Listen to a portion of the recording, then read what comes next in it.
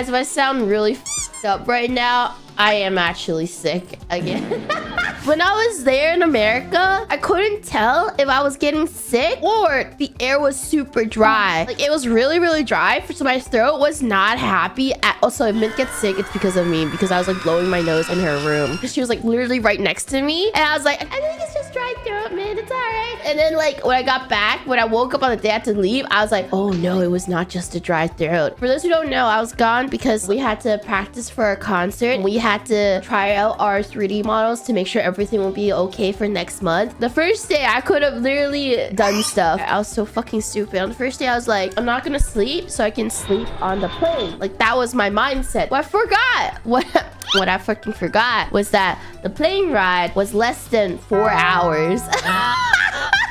And I did transfers too. I bought economy tickets for those 2 plane rides. I haven't been on economy for 10 plus years. Can't be that bad. As long as I'm super fucking tired. Not even economy plus. It was straight up economy. I didn't even have to pay for this ticket, by the way. I was like, I'm saving money. And then remembered, I was like, wait, I'm not even paying for this ticket. Like, the organizers paid for this ticket. There was no window seat. So I got like the far right, like, you know, the aisle seat. But there was a grandma right next to me. I was like, you know, forcing myself to sleep. My neck fucking is not happy about this. This grandma woke me up 3 fucking times because she needed to use the bathroom. Okay, no, JK. 2 times. She woke me up 2 times because she needed to use the bathroom. The 3rd time was because it's beverages time. And my head was like, it was not out of the seat, but it was like slanted to the aisle. The flight attendant fucking pushed my head. They were pushing the beverage cart. So they pushed my head back to the seat and I woke up and I just see like beverage cart.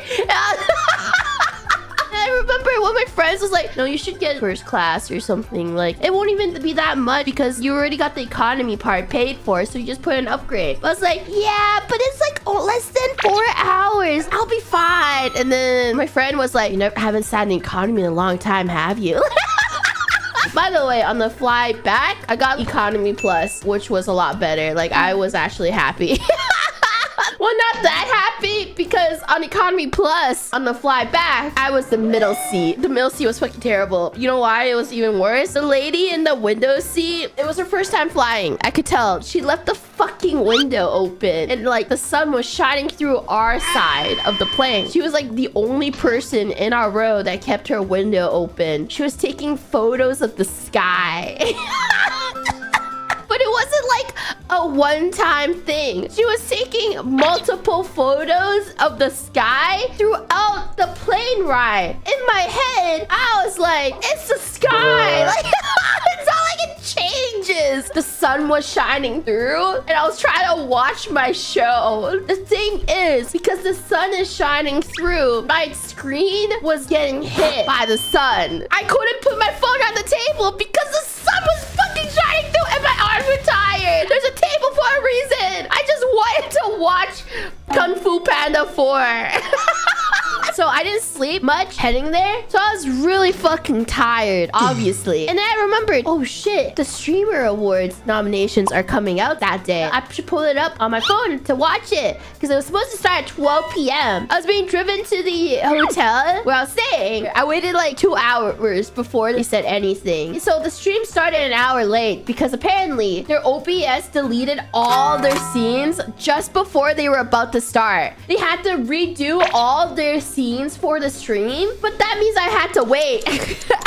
They had to have intermission to remake everything. I was already really fucking tired. I couldn't sleep. I was curious. I was like, oh my god, am I gonna get nominated this year? Because I was like, oh, maybe this year I have a chance. Like, you know? Like, I was so nervous and everything. So I wanted to watch it live. There's so many technical difficulties, but I was so anxious that I like stayed up for 3 hours waiting for the VTuber category. I thought the VTuber category was early, but it was all the way near the end. It was near the end. So I made it to the hotel room and I was still waiting for the nomination. So I was just lying in bed, just watching the stream. At that point, at the 3rd hour mark, I was like, oh my god, what if I wasn't even nominated? I could have slept. But I was. I I was nominated for Best YouTuber of the Year. I was so surprised. I was screaming in my hotel room. I was like, oh my God! I was so happy. I was like, oh, thank you guys so much for nominating. It's crazy. I was gonna make a more formal tweet about it, but I was also really fucking tired.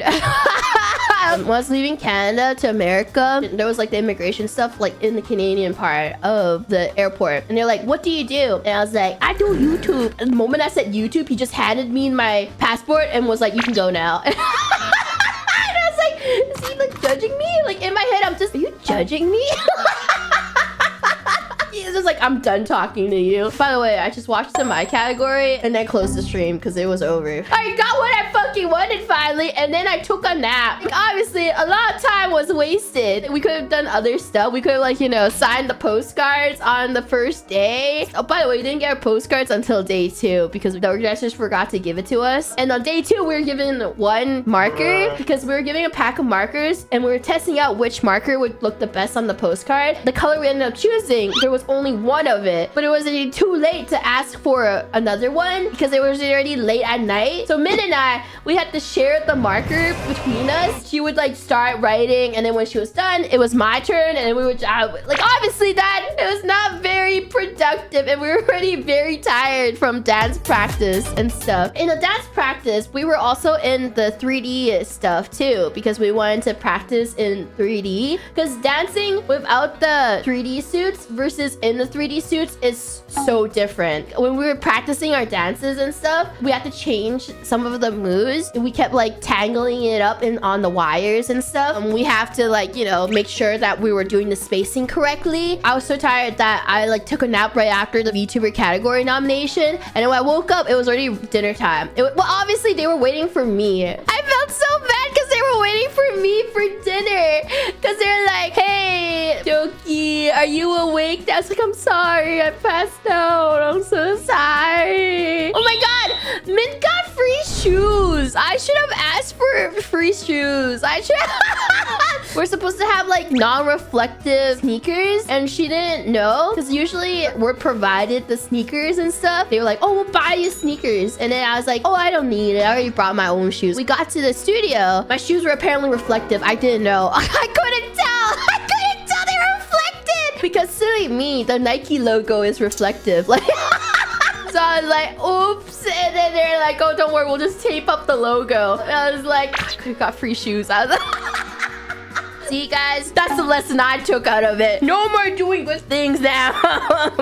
By the way, I forgot how restrictive the TSA is for Americans. I was really annoyed. I haven't flown to America in a long time. I've gone to so many other places in the world, but in America, I forgot how restrictive it is. Basically, I would put my laptop in my checked baggage because I was like, I don't need to use my laptop on the plane. Any other place in the world, it has worked. Putting my laptop in a checked baggage. Like, they're like, you have to take it out. Because they're like, are there any laptops in there? And I was like, yeah, I'm checking it in. You have to take it out. And I was like, what? I'm so confused. I didn't know that. I've done that for like, since I've got a laptop. I've always put it in my checked baggage. I had to do the shame, you know, the opening up your luggage shame in front of the desk. So I had to do that, like opening up my luggage in front of everybody so I could get my laptop out. And I was like, I forgot that you guys have to take off your shoes. Sometimes like taking off your shoes is like a choice. Like that was like basically my adventures with the TSA in Canada. In Canada, your bartender and break listening to some funny woman ran about the TSA laptops and flights in general to a weird looking creature. No, batteries in laptops and checked luggage is international standard. This broken laptops and batteries in checked luggage have caused plane fires since when? Since forever, Dirk. But like, I've never had to do that before. Like I've never had to do that before. They didn't care. When I checked in my bag, they were like, if we find out you have a laptop in there, we will break open your luggage. And I was like, whoa. I'm pretty sure my luggage was never broken into before, but okay. But I don't want to play with America. Like, yeah, that's what they told me. Maybe it's because I was in business class, so they're like, they treated me better.